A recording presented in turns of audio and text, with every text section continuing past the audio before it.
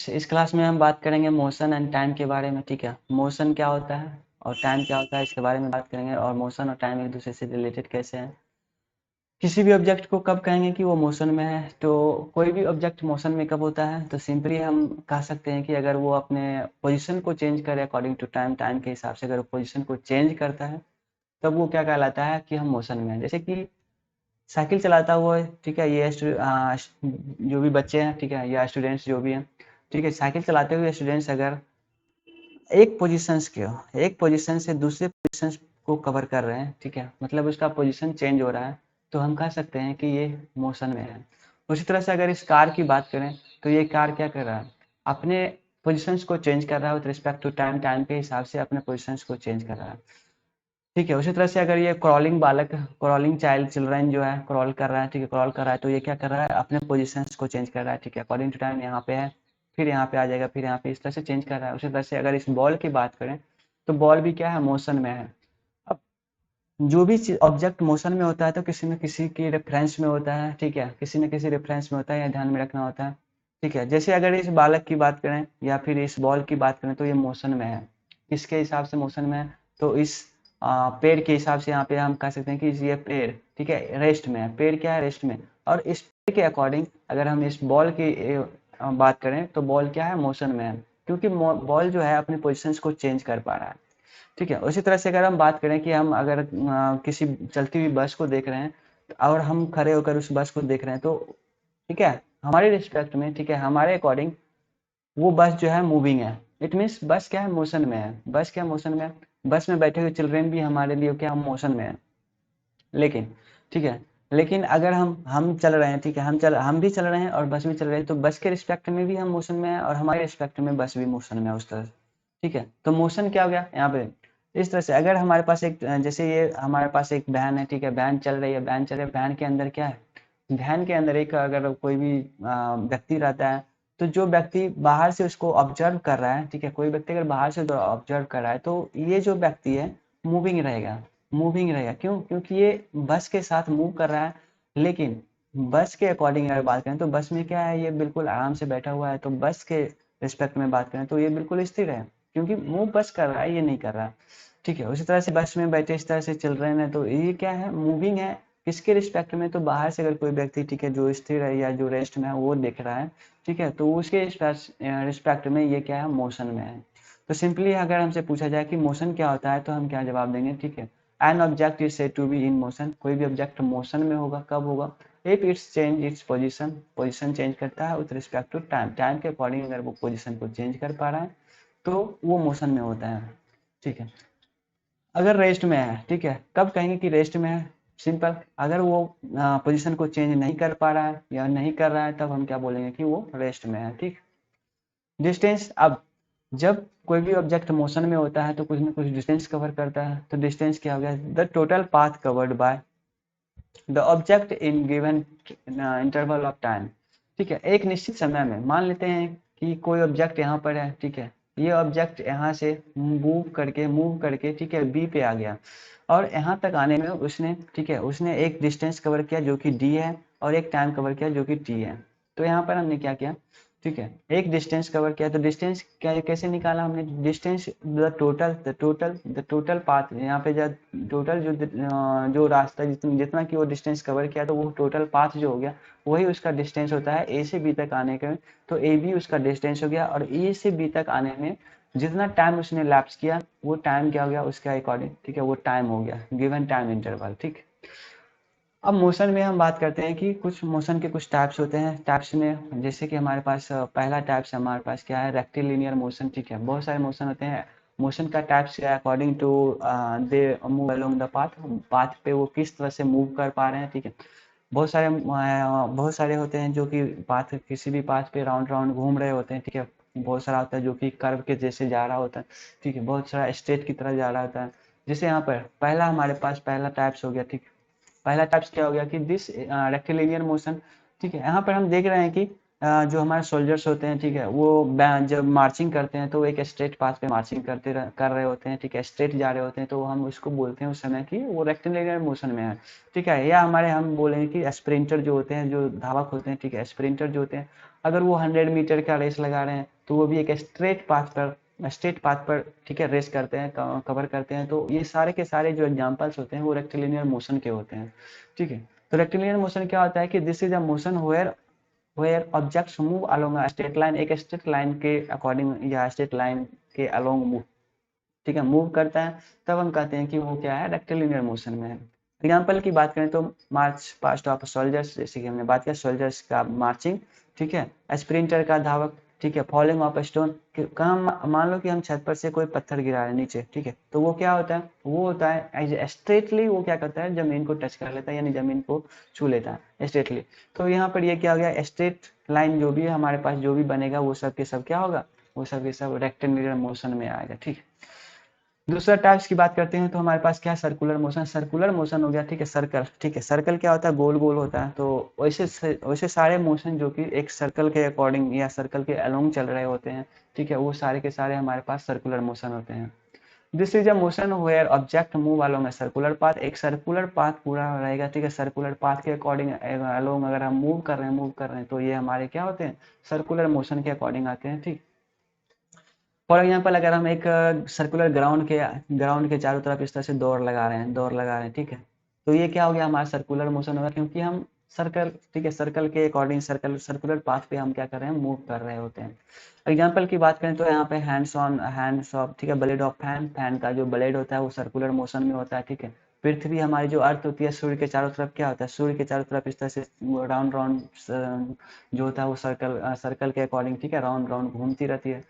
तो ये सब कहलाते हैं, ठीक है, अगर कोई भी ऑब्जेक्ट अपने एक्सिस पर इस तरह से घूम रहे होते हैं, राउंड राउंड घूम रहे होते हैं, तो उसको हम बोलते हैं रोटेशनल मोशन बोलते हैं, ठीक है, रोटेशनल मोशन बोलते हैं। फिर होता है कर्विलिनियर मोशन। कर्विलिनियर मोशन जैसे कि हमने बात किया कि बहुत सारा मोशन इस तरह से या बहुत सारा ऑब्जेक्ट जो होता है वो बिल्कुल इस तरह से कर्व की तरह इस तरह से कवर करता है, अपने पाथ को कवर करता है, ठीक है। तो वैसे सारे ऑब्जेक्ट जो इस तरह से अपना कर्व बनाते हुए, ठीक है, कर्व बनाते हुए अपना डिस्टेंस कवर करे या मूव करे, तो उसको हम बोलते हैं curvilinear motion. The path of N object is curvilinear. Curvilinear कब होगा, if it moves along a curved line, जब वो कर्व लाइन पे, जैसे हम यहाँ पर, ठीक है, फुटबॉल को किक मारते हैं तो फुटबॉल क्या होता है, इस तरह से उड़ करके, ठीक है, इस तरह से मूव करता है, इस तरह से मूव करता है, फिर जमीन को इस तरह से टच कर जाता है। तो ये कैसा पाथ बना रहा है, एक प्रकार का कर्व जैसा पाथ बना रहा है, तो ये क्या हो गया, कर्विलिनियर मोशन हो गया, ठीक है। यहाँ पर जैसे हम जावलिन थ्रो कर रहे हैं तो जावलिन इस तरह से हम इस तरह से थ्रो करते हैं जावलिन, और दूर जा करके क्या होता है, ये दूर जा करके इस तरह से पृथ्वी को, ठीक है, अर्थ को टच करता है। तो ये हमारा क्या किस तरह का हो गया, ये सब सारे के सारे जो एग्जाम्पल होते हैं कर्विलिनियर मोशन के होते हैं, ठीक है। फिर बात करते हैं रोटेटरी मोशन, ठीक है। अब रोटेटरी मोशन क्या होता है, तो वैसे सारे मोशन, ठीक है, वैसे सारे मोशन जो कि रोटेट कर रहे होते हैं, ठीक, रोटेट कर रहे होते हैं अपने एक्सिस पे, कहाँ पे, एक्सिस पे रोटेट कर रहे होते हैं। जैसे कि यहाँ पर हम बात करें विंड मिल की बात करें तो ये क्या है, अपने एक्सिस पर ये रोटेट कर रहा है, हमारा इसका एक्सिस फिक्स है, ठीक है, इसका एक्सिस फिक्स है, और ये अपने फिक्स रेडियस के अकॉर्डिंग इस तरह से क्या हो रहा है, इस तरह से मूव कर रहा है, ठीक है, चारों तरफ घूम रहा है, फिक्स रेडियस होता है, ठीक है। यहाँ पर हम अगर इस झूले की बात करें, स्विंग की बात करें, तो इसका, ठीक है, इसका भी एक्सिस क्या है, फिक्स है, बिल्कुल फिक्स है, और इसके चारों तरफ इस तरह से ये क्या है, फिक्स रेडियस के साथ मूव कर रहा होता है। इसी तरह से चरखा की बात करें तो ये भी क्या है, रोटेटरी मोशन के अकॉर्डिंग आता है, ठीक है। तो when a body moves about a fixed axis without changing the radius of its motion, अपने मोशन के दौरान अगर वो रेडियस चेंज नहीं कर पा रहा, जैसे फॉर एग्जाम्पल अगर हम बात करें, हमने एक पत्थर बांधा, ठीक है, एक पत्थर बांधा, ठीक, एक पन्नी, बचपन में हम इसको उपयोग यूज करते हैं, ठीक है, हमने क्या किया, एक पन्नी लिया, ठीक है, पन्नी मतलब पॉलिथीन, ठीक है, या कोई इसी प्रकार का धागा लिया, ठीक है, थ्रेड, और उसमें एक पत्थर बांध लिया, ठीक है, पत्थर बांध करके उस तरह को हम इस तरह से घुमा रहे होते हैं इस तरह से, ठीक है। तो वो क्या होता है, धागा एक फिक्स होता है, ठीक है, फिक्स धागा होता है जिसका रेडियस सेम होगा, और वो अगर इस तरह से घुमा रहे होते हैं तो वो क्या होता है कि एक सर्कुलर पाथ पर घूम रहा होता है, तो वो क्या कहलाएगा, रोटेटरी मोशन का एग्जाम्पल हो जाता है। अब बात करते हैं, ठीक है, ये हमारे पास अगला टाइप्स होता है ऑस्किलेटरी मोशन। ऑस्किलेटरी मोशन क्या होता है कि जब कोई चीज बार बार, ठीक है, आगे जा रहा, फिर पीछे आ रहा, फिर आगे जा रहा, फिर पीछे आ रहा, तो जैसे कि यहाँ पर हम देख पा रहे हैं कि ये स्विंग है, ठीक है, स्विंग है, और स्विंग पे क्या होता है कि बच्चा जब वो झूलता है तो वो आगे जाता है, फिर वापस क्या होता है, अपने पीछे आता है, फिर आगे जाता है, फिर पीछे आता है, इस तरह से वो क्या होता है, इस तरह के जितने भी मोशन होते हैं उसको हम ऑस्किलेटरी मोशन कहते हैं। तो क्या हो गया कि if a body as a whole, पूरा पूरा, ठीक है, पूरा बॉडी इस तरह से अगर मूव कर रहा है बैक एंड फोर्थ, आगे जा रहा, पीछे जा रहा, पीछे जा रहा, आगे जा रहा, ठीक है, इस तरह। अबाउट अ मीन पोजीशन, ठीक है, यहाँ पर कुछ टर्म होते हैं, इस टर्म को हम समझेंगे, आगे समझेंगे। मीन पोजीशन क्या होता है, ठीक है, mean position, it is said to be oscillating, ये ऑस्कुलेटिंग कहलाएगा, ठीक है, और इस तरह के जितने भी मोशन होंगे, ठीक है, वो क्या कहलाएंगे, ऑस्कुलेटरी मोशन कहलाएंगे, ठीक, ध्यान में रखना। अब देखो ऑस्कुलेशन क्या होता है, जैसे यहाँ पर अब यहाँ पर हम इसको समझते हैं, ठीक है, हमारे पास एक पेंडुलम है, इस तरह से पेंडुलम है जिसमें एक बॉल लटका हुआ है, इसका कुछ मास होता है, हर ऑब्जेक्ट का किसी ना किसी का अपना एक मास होता है, ठीक है, ऑब्जेक्ट का। तो ये जो पेंडुलम है हमारा, क्या हो रहा है कि जब ये इक्विलिब्रियम पोजीशन में आता है, इक्विलिब्रियम पोजीशन में आता है, इक्विलिब्रियम, ठीक है, इक्विलिब्रियम पोजीशन में जब ये आता है, तब ये होता है, तब ये क्या कहलाता है, मीन पोजीशन कहलाता है, इसी को हम बोलते हैं मीन पोजीशन, ध्यान में रखेंगे, ठीक है। किसी भी ऑब्जेक्ट का, ठीक है, किसी भी ऑब्जेक्ट का इक्विलिब्रियम पोजीशन जो होता है वो मीन कहलाता है, मीन पोजीशन कहलाता है। और मीन पोजीशन से मान लो कि ऑब्जेक्ट अभी मीन पोजीशन में, यहाँ से हमने इसको, ठीक है, इसका इस पे फोर्स लगाया, यहाँ से मूव करा इस तरह से, ठीक है, मूव करा, फिर जब ये पोजीशन यहाँ पे आया, ठीक है, यहाँ से जब ये वापस यहाँ पे आएगा, ठीक है, वापस यहाँ पे आएगा, पीछे जाएगा इस तरह से होते हुए, और फिर वापस जब वो यहाँ पे आएगा, ठीक है, तब हम बोलेंगे कि इसने एक चक्कर लगा लिया, ठीक है। फॉर एग्जाम्पल समझो, ठीक है, हमारे पास एक पेंडुलम हमने बनाया, ठीक है, घड़ी का पेंडुलम होता है, ठीक है, वो किस तरह से मूव करता है, तो वो इस तरह से, ठीक है, यहाँ पर है, यहाँ से वापस यहाँ पे आया, ठीक है, वापस यहाँ पे आया, मूव करा, यहाँ पे आया, ठीक है, फिर यहाँ से चलेगा यहाँ पे, ठीक है, मतलब इस तरह से मूव करते रहता है, आगे फिर पीछे, फिर आगे फिर पीछे, तो इस तरह के जो मोशन होते हैं उसको एस्केलेटिंग मोशन बोलते हैं, ठीक है। और एक सर्कल, जब एक कंप्लीट राउंड, एक ऑब्जेक्ट यहाँ से चला इस तरह से, और जब वापस वो यहाँ पे आएगा, तब हम बोलेंगे कि इसने एक साइकिल पूरा किया, ठीक है, यानी कि पूरा का पूरा एक ऑस्कुलेशन कंप्लीट कर लिया, ठीक है, यही क्या कहलाता है, ऑस्कुलेशन कहलाता है। One complete cycle of the two and fro, आगे जाना पीछे आना, फिर आगे जाना फिर पीछे जाना, पूरा एक साइकिल अगर कंप्लीट करता है, तब हम इसको बोलते हैं कि वो एक ऑस्कुलेशन पूरा कर लिया है, ठीक है। तो अब देखो यहाँ पर क्या होता है, फ्रीक्वेंसी, जब इसने बार बार, ठीक है, बार बार इस तरह से जा रहा है, इस तरह से आ रहा है, बार बार इस तरह से जा रहा है, आ रहा है, ठीक है, तो यहाँ पर क्या होता है कि, ठीक है, यहाँ पर क्या होता है कि एक फ्रीक्वेंसी होती है, जैसे कि मान लो कि हमने बोला कि एक सेकेंड में इसने 2 चक्कर लगा लिया, एक सेकेंड में इसने 2 ऑस्कुलेशन पूरा कर लिया, या 2 साइकिल पूरा कर लिया, ठीक। तो यहाँ पर क्या होगा कि जो फ्रीक्वेंसी थी 2 होगी, क्यों, 2 बार इधर से आया, 2 बार आया गया, ठीक।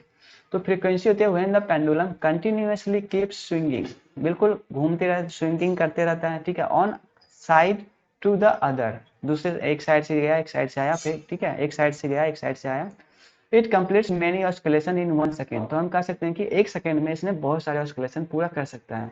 तो नंबर ऑफ ऑस्कुलेशन जो होता है, it completes in 1 second is called frequency. जैसे कि मान लो कि हमने एक सेकेंड में, ठीक है, एक सेकेंड में 5 क्लैप कर लिया, 5 टाइम्स क्लैप किया, ठीक है, हमने क्या किया, एक सेकेंड में 5 टाइम्स क्लैप किया, तो हमारा क्या हो गया, फ्रीक्वेंसी क्या हो गया, 5 हो गया, फ्रीक्वेंसी क्या, क्योंकि एक सेकेंड में हमने 5 टाइम्स क्लैप किया, तो फ्रीक्वेंसी हो गया क्लैपिंग का 5 टाइम्स, ठीक है। तो फ्रीक्वेंसी को हम ऐप से डिनोट करते हैं, ध्यान रखना, फ्रीक्वेंसी को ऐप से डिनोट करते हैं, इसका ऐसा यूनिट, ठीक है, पर सेकेंड होगा या फिर हर्ज होगा, जिसको हम एच से डिनोट करते हैं, ठीक है। अब 1 हर्ज जो होता है वो इक्वल होता है 1 एस्केलेशन पर सेकेंड, एक सेकेंड में उसने एक एस्केलेशन पूरा किया, तो हम बोलते हैं कि 1 हर्ज है, ठीक, ध्यान रखना इस बात। अब बात करते हैं टाइम पीरियड। तो टाइम पीरियड क्या होता है, तो ऑस्कुलेशन जब पूरा होता है, एक साइकिल जब पूरा होता है, ठीक है, तो उस समय हमने बात किया था कि जैसे एक सेकेंड में, ठीक है, एक सेकेंड में हमने क्या किया, 5 टाइम्स क्लैप किया, एक सेकेंड में हमने क्या है, 5 टाइम्स क्लैप किया, तो यहाँ पर जो 5 टाइम्स हमने क्लैप किया वो क्या हो गया, टाइम पीरियड हो गया, किसके लिए, 5 टाइम्स के लिए टाइम पीरियड क्या हो गया, एक सेकेंड हो गया, एक सेकेंड में हमने 5 टाइम्स क्लैप किया। The time taken by swinging pendulum, pendulum के द्वारा जो टाइम लिया जाता है to complete 1 oscillation is called time period, उसी को हम बोलते हैं टाइम पीरियड, इसका यूनिट सेकेंड होता है, पहले से जानते हैं, ठीक है। अब यहाँ पर कुछ टर्म है जैसे एम्पलीट्यूड, एम्पलीट्यूड क्या होता है कि मान लो कि हमारा जो ऑब्जेक्ट है, ठीक है, ऑब्जेक्ट जो है वो इस तरह से, ठीक है, अभी मीन पोजीशन में है, मीन पोजीशन में, ठीक है, ये हमारा मीन पोजीशन में, ठीक है, तो ये ऑब्जेक्ट जब यहाँ से मूव करा, ठीक है, इसमें हमने फोर्स लगाया, इसने मूव करा, तो ये मैक्सिमम, जहाँ पे मैक्सिमम डिस्टेंस यहाँ पे आके यहाँ से वो आगे नहीं जा सकता, ठीक है, जब ये मैक्सिमम डिस्टेंस कवर करता है इस अपने बीच का, ठीक है, अपने मीन पोजीशन से, मीन पोजीशन से मैक्सिमम डिस्टेंस कवर करता है आगे या पीछे, ठीक है, यहाँ भी मान लो यहाँ तक आ गया, तो मैक्सिमम डिस्टेंस जो कवर करता है यही हमारा एम्पलीट्यूड होता है, ठीक है, यही हमारा क्या होता है, एम्पलीट्यूड होता है। इस बात को ध्यान में रखेंगे, ठीक है, यही हमारा क्या होता है, एम्पलीट्यूड होता है, ठीक है। रिलेशनशिप बिटवीन टाइम फ्रीक्वेंसी, ठीक है, टाइम पीरियड एंड फ्रीक्वेंसी। अब टाइम पीरियड क्या होता है, ठीक है, तो टाइम पीरियड के बारे में हमने जाना, ठीक है। टाइम पीरियड क्या होता है, टाइम पीरियड होता है कि जो ऑस्किलेशन कंप्लीट किया हमने, उस ऑस्किलेशन कंप्लीट करने में कितना टाइम लिया, तो वही हमारा टाइम पीरियड हो गया। और फ्रीक्वेंसी हमने देखला कि गिवन इंटरवल ऑफ टाइम, ठीक है, गिवन टाइम इंटरवल में हमने कितनी बार, ठीक है, ऑस्किलेशन पूरा किया। जैसे 1 सेकेंड में हमने 5 बार ऑस्किलेशन किया, तो हमारी फ्रीक्वेंसी होगी 5 हो गई। यहाँ पे ध्यान देंगे कि सपोज कि 1 सेकेंड में हमने क्या किया, 1 सेकेंड में हमने 5 टाइम्स क्लैप किया, 1 सेकेंड में हमने 5 टाइम्स क्लैप किया, तो 2 सेकेंड में हम क्या करेंगे, 2 सेकेंड में हम 10 टाइम्स क्लैप करेंगे, ठीक है, 2 सेकेंड में हम 10 टाइम्स क्लैप करेंगे, ठीक। तो टाइम क्या हो रहा है, अगर टाइम टाइम यहाँ देखो, टाइम क्या है, कम लग रहा है, क्लैपिंग ज़्यादा हो रहा है, ठीक है, टाइम कम लग रहा है, क्लैपिंग ज़्यादा हो रहा है, ठीक है। तो टाइम और फ्रीक्वेंसी, यानी ये 10 टाइम्स जो है हमारा क्या है, 10 टाइम्स क्या है, फ्रीक्वेंसी है। तो जो हमारा टाइम पीरियड होता है वो फ्रीक्वेंसी का इन्वर्सली प्रोपोर्शनल होता है, यानी कि अगर आप फ्रीक्वेंसी की बात करें, फ्रीक्वेंसी कम हो रही है तो टाइम ज़्यादा लगेगा, ठीक है, फ्रीक्वेंसी कम हो रही है टाइम ज़्यादा लगेगा। मान लो कि एक ऑस्किलेशन, यानी एक ऑस्किलेशन पूरा करने में किसी को 5 सेकेंड लग रहा है, एक ऑस्किलेशन पूरा करने में 5 सेकेंड लग रहा है, तो टाइम ज़्यादा है, ऑस्किलेशन कम है, फ्रीक्वेंसी कम है, ठीक है। अगर टाइम को हम बढ़ा रहे हैं तो सीधी सी बात होगी, फ्रीक्वेंसी कम होती जाएगी, कम होती जाएगी, ठीक है। अगर फ्रीक्वेंसी को बढ़ा रहे हैं तो हमारा क्या होगा, टाइम कम लगता है, टाइम कम लगेगा, ठीक है, टाइम कम लगेगा, ध्यान रखेंगे इस बात को। अब बात करते हैं स्केलर एंड वेक्टर क्वांटिटीज, ठीक है। स्केलर क्या होता है, वेक्टर क्या होता है। तो स्केलर क्वांटिटी जो होता है जिसके पास सिर्फ मैग्नीट्यूड होता है, scalar quantity is defined as the physical quantity that has only magnitude, जिसके पास सिर्फ मैग्नीट्यूड होता है। जैसे हम बात करते हैं मास की, मास के पास सिर्फ मैग्नीट्यूड होता है, जैसे हमने बोला 2 kg, 4 kg, ठीक है, उसके पास क्या है, सिर्फ मैग्नीट्यूड है। जैसे हमने बोला टाइम, टाइम क्या है, 2 मिनट, 10 मिनट, ठीक है, 2 सेकेंड, ये सब क्या है, टाइम हो गया, टाइम के पास मैग्नीट्यूड होता है, ठीक है। अब फिजिकल क्वांटिटी जिसके पास मैग्नीट्यूड के साथ साथ क्या हो, डायरेक्शन हो, मैग्नीट्यूड के साथ साथ क्या हो, डायरेक्शन हो, तो वो क्या कहलाता है, वो कहलाता है फिजिकल क्वांटिटी, जो होता है वेक्टर क्वांटिटी कहलाएगा, वही वेक्टर क्वांटिटी हुआ, ठीक है। जैसे हम बात करते हैं डिस्प्लेसमेंट, बात करते हैं वेलोसिटी, बात करते हैं वेट, बात करते हैं एक्सेलरेशन या फोर्स की, तो जो हमारा मास और वेट, अब यहाँ पे मास और वेट दोनों में क्या है, थोड़ा सा डिफरेंट है। मास क्या होता है, किसी भी ऑब्जेक्ट का एक फिक्स मैग्नीट्यूड होता है मास, ठीक है। जैसे हमने बोला 4 kg, तो क्या है, एक वॉल्यूम मास हो गया हमारा ये 4 kg, ठीक। वेट क्या होता है, weight is a force, weight क्या है, फोर्स है, फोर्स है जो कि exerted by due to gravity of earth, ठीक है। वेट क्या है, एक प्रकार का फोर्स है जो कि ग्रेविटी के माध्यम से आता है, ठीक है, ग्रेविटी के माध्यम से, इस बात का ध्यान रखेंगे, ठीक। अब it is measure of the force, force of gravity acting on a body, किसी बॉडी पर, ठीक है, किसी बॉडी पर अगर कोई फोर्स लग रहा है जो कि ड्यू टू ग्रेविटी के कारण हो रहा है, ठीक है, तब हम उसको बोलते हैं कि वो क्या है, वेट है, ध्यान रखें। डब्ल्यू बराबर जो होता है, डब्ल्यू बराबर वो होता है एम और जी, ध्यान रखें, डब्ल्यू बराबर क्या होता है, एम और जी। एम क्या हो गया, मास हो गया, और जी क्या हो गया, ग्रेविटी हो गया, ठीक। Mass is a scalar quantity. अब मास और वेट में थोड़ा सा डिफरेंस है, यहाँ पे जान लेते हैं। मास क्या होता है, मास एक स्केलर क्वांटिटी है, ठीक है। वेट क्या होता है, वेक्टर क्वांटिटी होता है, क्यों, क्योंकि इसके पास डायरेक्शन भी होता है, ठीक है। अब यहाँ पे हम बात करते हैं कि जो वेट होता है उसमें डायरेक्शन क्या होता है, तो जी जो होता है, जी हमारा जो होता है, जो ग्रेविटेशनल फोर्स होता है वो हमेशा डाउनवर्ड लगता है, ठीक है, अर्थ के, अर्थ, ठीक है। यहाँ पे मान लो कि अर्थ है हमारे पास, तो इसके डाउनवर्ड हमेशा जी लगेगा, तो यही क्या हो गया उसका, ठीक है, यही क्या हो गया उसका, फोर्स हो गया, ठीक। तो वेट क्या हो गया, वेट हो गया हमारे पास, ठीक है, vector quantity. Mass can be zero, mass can never be zero, mass कभी भी जीरो नहीं हो सकता, किसी ऑब्जेक्ट का मास कभी भी जीरो नहीं हो सकता, ठीक है। Weight can be zero, weight zero हो सकता है, क्यों हो सकता है, इसका इस ठीक है, ये डिपेंड करता है, ठीक है, कि वो कहाँ पे है। एज जैसे कि बात करें यहाँ पर, एज इन स्पेस, अगर हम स्पेस की बात करें तो वहाँ पे कोई ग्रेविटी नहीं होती है, ग्रेविटी नहीं होती है, यानी कि जी का जो वैल्यू होता है वो क्या होता है, जीरो, जी का जो वैल्यू होता है जीरो। तो वेट हमारा क्या हो गया, एम गुना जीरो, तो यहाँ से वेट क्या हो सकता है, वेट हमारा जीरो हो सकता है, ध्यान रखें, ठीक है। ठीक है, तो इस किस पे डिपेंड करेगा, ठीक है, ये डिपेंड करता है ऑब्जेक्ट के, ठीक है, ऑब्जेक्ट पे, ग्रेविटी पे, ठीक है, ऑब्जेक्ट के ग्रेविटी, ग्रेविटी पे, ठीक है। तो सिंपली हम बोलेंगे कि ग्रेविटी पे डिपेंड करता है कि वेट जीरो होगा या नहीं। तो कहीं पर जैसे स्पेस की बात की हमने, तो स्पेस में क्या होता है, ग्रेविटी जीरो होता है, तो वेट क्या हो जाता है वहाँ पे जीरो, लेकिन मास कभी भी जीरो नहीं होता है, ध्यान रखें। Mass is commonly measured in kilogram, mass हमेशा किलोग्राम और ग्राम में मापा जाता है, लेकिन वेट जो होता है वो हमेशा न्यूटन में यानी कि न्यूटन में मापा जाता है, ठीक है। आपका ठीक है, फोर्स का ऐसा यूनिट जो होता है न्यूटन होता है। Mass does not change according to location, location के हिसाब से मास चेंज नहीं होता है, लेकिन वेट चेंज होता है। जैसे कि हमने बात किया कि स्पेस में जो होता है वेट चेंज हो जाता है, ठीक है। तो ये लोकेशन पर भी डिपेंड करता है कि वो कहाँ पर है। The mass may be measured using an ordinary balance, mass को हम ऑर्डिनरी बैलेंस से मेजर कर सकते हैं, लेकिन जो हमारा वेट होता है हम उसको स्प्रिंग बैलेंस से मेजर करते हैं, ठीक है। स्प्रिंग बैलेंस कुछ इस तरह से होता है, इस तरह से, ठीक है। इस पे हम लगा रहता है, ठीक है, इस पे वेट रहता है, इस पे हम मेजर करते हैं, क्योंकि यहाँ पे जो ग्रेविटी होता है डाउनवर्ड जो ग्रेविटी होता है वो एक्टेंड मतलब इन प्रोसेस रहता है, ठीक है, वो काम करते रहता है यहाँ पर, इसलिए वेट जो होता है हमेशा स्प्रिंग बैलेंस से मापा जाता है, ठीक है। अब बात करते हैं distance and displacement. Distance and displacement क्या होता है, ठीक। अब देखो, जैसे हमारे पास एक एग्जांपल है, सपोज कि एक चलो बच्चा जो है पोजीशन ए से बी की तरफ गया, ठीक है, बी की तरफ गया, तो बी की तरफ गया तो बी पर जैसे ही वो पहुंचा तो कुछ ना कुछ डिस्टेंस कवर किया, तो यही उसका क्या हो गया, डिस्टेंस हो गया, ठीक है। फिर बी से कहाँ पे गया, बी से गया सी पे, बी से मान लो कहाँ पे गया, सी पे, तो फिर उसने डिस्टेंस कवर किया 3 मीटर यहाँ पे दिया हुआ, ठीक है।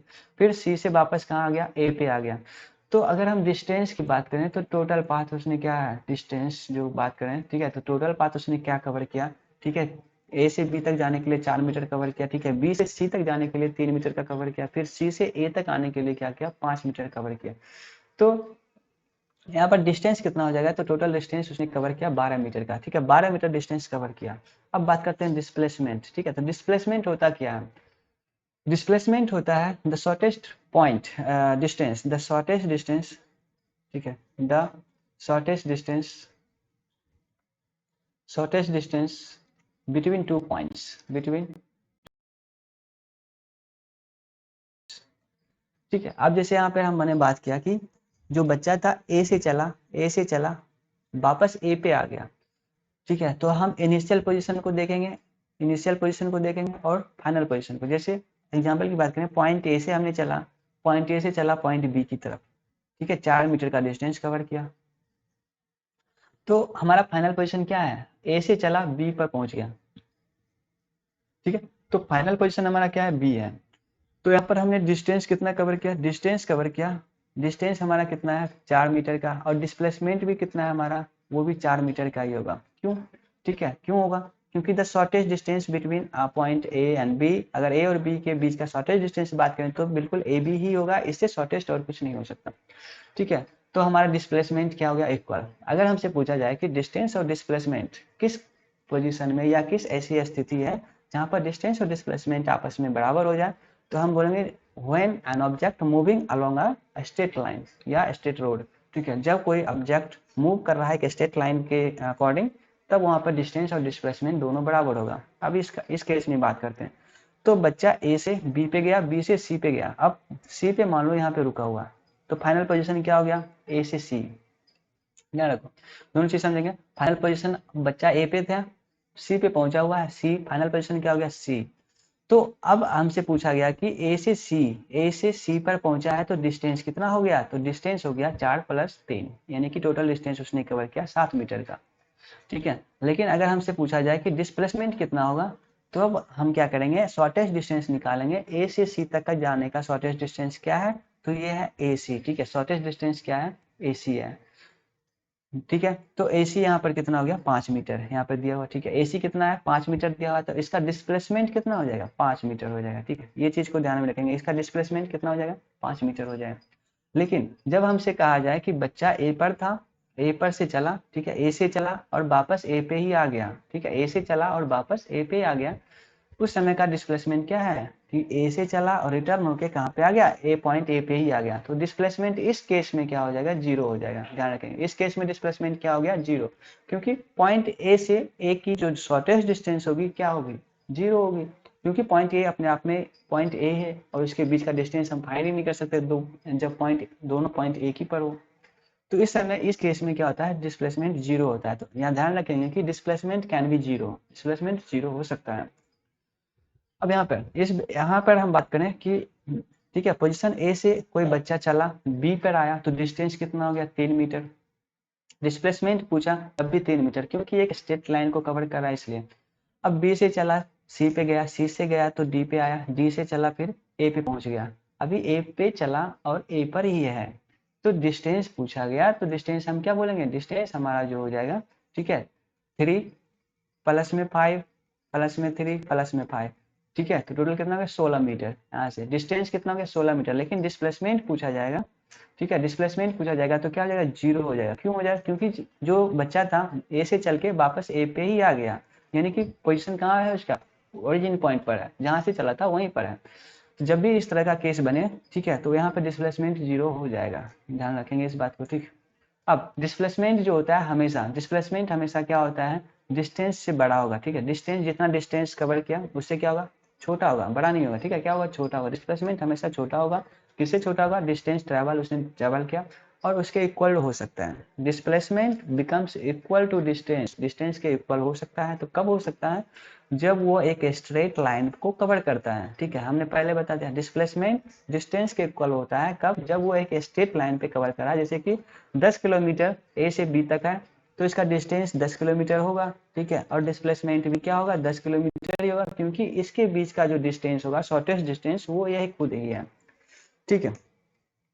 कुछ क्वेश्चन है उससे हमारे, ठीक है, डाउट क्लियर होंगे। और जैसे हमारे पास पहला क्वेश्चन है कि एक car travels along a straight line, straight road, एक स्ट्रेट रोड पे, अब यहाँ पे ध्यान रखेंगे स्ट्रेट रोड पे कवर कर रहा है, इसका मतलब है कि डिस्टेंस और डिस्प्लेसमेंट दोनों क्या हो जाएंगे, यहाँ पे इक्वल होंगे। तो क्वेश्चन क्या बोला देख रहे हैं, एक स्ट्रेट लाइन स्ट्रेट रोड पे इस तरह से कवर करा, मान लो कि हमारा स्ट्रेट रोड है, ठीक है, पॉइंट ए और बी, ठीक, 100 मीटर कवर किया ईस्ट की तरफ, ईस्ट इधर ही होगा, ठीक। अब देखो ईस्ट और वेस्ट यहाँ पे समझ लेते हैं, ठीक है, जो हमारा ऊपर की तरफ होता है वो नॉर्थ होता है, जो हमारा नीचे की तरफ होता है साउथ होता है, जो हमारा राइट हैंड साइड होता है वो, ठीक है, राइट हैंड साइड होता है वो ईस्ट होता है, और जो हमारा लेफ्ट हैंड साइड होता है वो हमारा वेस्ट होता है, इस बात का ध्यान रखें, ठीक है। तो ये क्या कर रहा है, ईस्ट की तरफ कवर है, मान लो पॉइंट ए पर है, पॉइंट ए से ईस्ट किधर होगा, तो पॉइंट ए से राइट हैंड साइड ईस्ट होगा, तो 100 मीटर इसने कवर किया, मान लो ए से बी तक गया, 100 मीटर कवर कर लिया, ठीक है। अब फिर बोला कि देन 50 मीटर वेस्ट, अब ए से गया तो बी पे पहुंच गया, यहाँ से कहाँ चला, 50 मीटर वेस्ट चला, वेस्ट किधर होता है, यहाँ से चलेगा वेस्ट, यहाँ से वेस्ट चला तो लेफ्ट हैंड साइड चलेगा, मतलब पीछे लौटेगा, जब वो पीछे लौटेगा तो मान लो कि 50 मीटर चला, वो यहाँ पे आ गया, ये हो गया 50 मीटर, पॉइंट सी पे मान लो उसने अभी आ गया।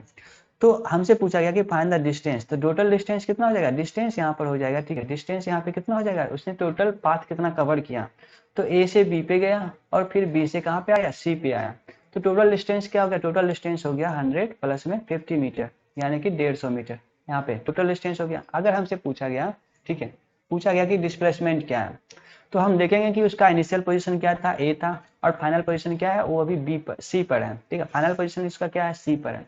तो जब ए से चला और सी पे आके रुका हुआ है, तो हमारा डिस्प्लेसमेंट क्या होगा, बस ये डिस्टेंस होगा, ठीक है, ए से सी तक का जो डिस्टेंस होगा वही हमारा डिस्प्लेसमेंट होगा, ठीक है। तो अब हमें फाइंड करना है ए सी, ए सी फाइंड करने के लिए हमें क्या करेंगे, हम टोटल ए बी में से अगर बी सी को घटा दें तो हमारे पास ए सी होगा, और वही क्या होगा, हमारा डिस्प्लेसमेंट होगा, यही क्या होगा, डिस्प्लेसमेंट होगा।